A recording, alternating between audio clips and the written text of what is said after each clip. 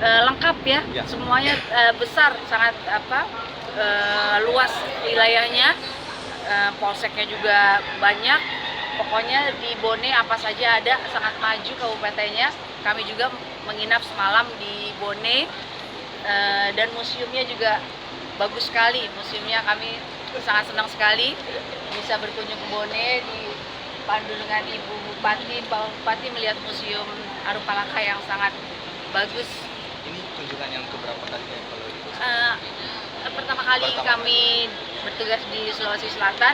Alhamdulillah Kabupaten Bone, kabupaten yang sangat menonjol di Makassar. Kalau kami di Jawa itu selalu kami dengar Kabupaten Bone yang paling sering kami dengar di Jawa. Jadi memang ada rasa penasaran. Iya, betul, iya. Sekiranya ke depan apakah Mas tetap ingin berkunjung ke Kabupaten Bone? Oh iya dong, pasti. Kabupaten Bone sangat membuat kami ingin tahu lebih banyak lagi tentang Kabupaten